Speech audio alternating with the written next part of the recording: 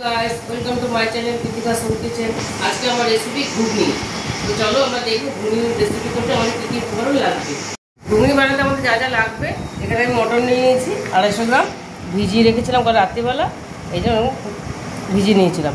আর নিয়েছি একটা গোটা আলু, এটা আমি মটরের মধ্যে সেদ্ধ দেবো। আর নিয়েছি পেঁয়াজ কুচি, এখানে আছে আদা রসুন হামাল দিতে থেতো করে নিয়েছি। আর নিয়েছি টমেটো কোচানো আর কাঁচা লঙ্কা গোটা। ফোড়নের জন্য নিয়েছি দুটো তেজপাতা, দুটো শুকনো লঙ্কা, গোটা জিরে আর গোটা গরম মশলা। গরম মশলাটা থেতো করে নিয়েছি হামাল দিস্তায়। আর নিয়েছি হলুদ, অল্প লঙ্কার গুঁড়ো, জিরের গুঁড়ো, ধনের গুঁড়ো, আমচুর পাউডার, এটা দিলে খুব টেস্ট হয়, আমচুর পাউডার। এখানে নিয়েছি সর্ষের তেল আর নুন। চলো প্রথমে আমি মটরটা প্রেসার করে নিয়ে নেব। এটা আমি সেদ্ধ বসাবো, দিয়ে দিলাম। দিয়ে দেবো আলুটা এর মধ্যে, এটা আমি হাতে ম্যাশ করে দেবো, তাহলে খেতে খুব ভালো হয়। নুন দিয়ে দিলাম অল্প করে, আর দেবো পরিমাণ মতন জল।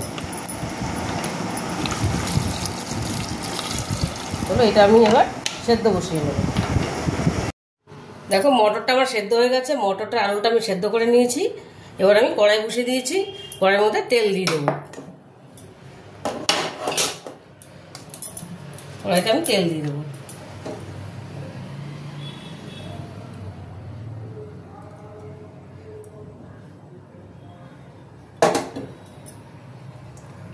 কড়াইতে আমি তেল দিয়ে দিলাম পরিমাণ মতো। তেলটা আমার গরম হয়ে গেছে, এবার ফোড়নগুলো দিয়ে দেবো। দিয়ে দেবো দুটো তেজপাতা, শুকনো লঙ্কা দুটো, গোটা গরম মশলাটা আর গোটা জিরেটা।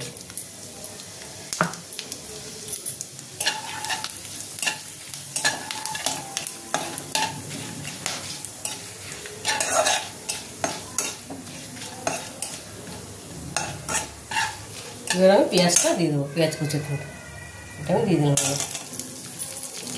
দিয়ে দেবো একটু নুন, তাহলে ছিটবে না। নুন দিয়ে দিলাম। ওইটা লাল করে আমি ভাজবো।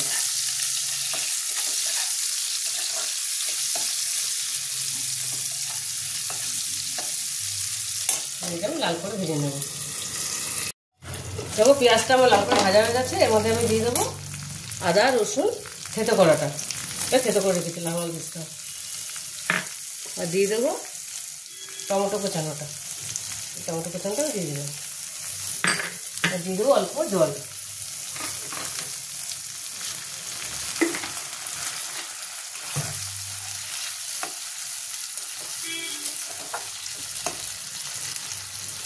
আর আমি দেবো হলুদ গুঁড়ো, লঙ্কার গুঁড়ো, জিরে গুঁড়ো, ধনের গুঁড়োটা।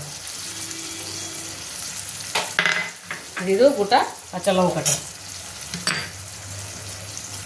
এটা আমি ভালো করে কষে নেব। আর দিয়ে দেবো অল্প নুন, নুনটা অল্প দিয়ে দেবো। ভালো করে এটা আমি কষবো।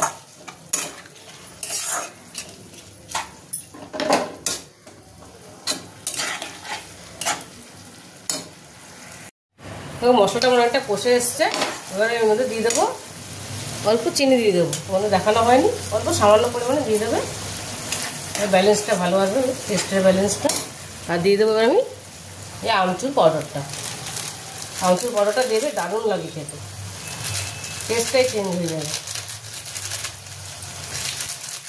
এটা বুঝে দেবে, টক হয়ে যাবে বেশি।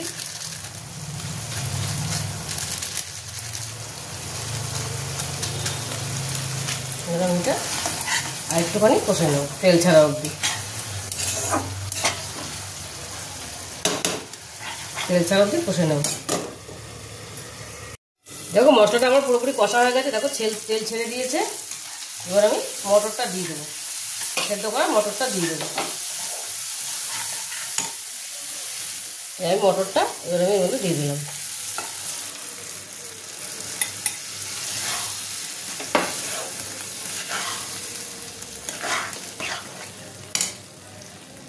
এবার দিয়ে দেবো জল, মটরের প্রেসার কুকারটা দিয়ে জল দিয়ে দিলাম।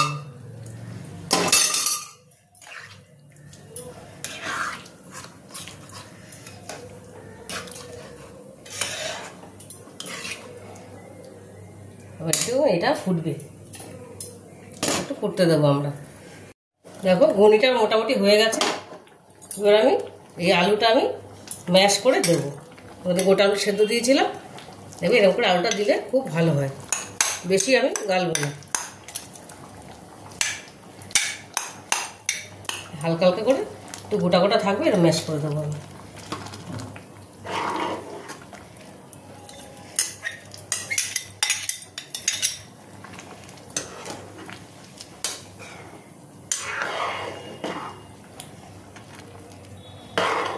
আমার রেডি হয়ে গেছে।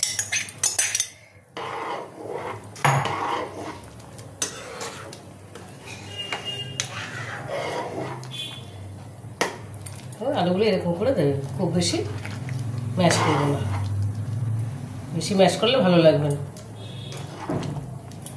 এটা আমার পুরোপুরি রেডি। আমি গ্যাসটা আবার বন্ধ করে দেবো।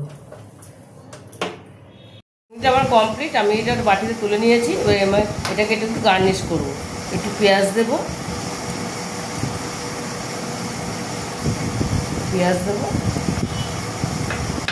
কাঁচা লঙ্কা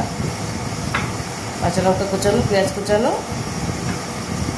আর দেবো একটু ভুজিয়া ছড়িয়ে। আমার কাছে ধনেপাতা নেই, তোমরা ধনেপাতা দিলে আরও ভালো লাগবে খেতে। দেখো ঘুগনিটা আমি সুন্দর করে সাজিয়ে নিয়েছি। আমি যেভাবে বানালাম তোমরা একবার এইভাবে বাড়িতে বানিয়ে দেখো, ভীষণ ভালো লাগে খেতে। আর যদি তোমাদের রেসিপিটা ভালো লেগে থাকে তাহলে আমাকে লাইক, শেয়ার আর সাবস্ক্রাইব করতে ভুলবে না। টাটা।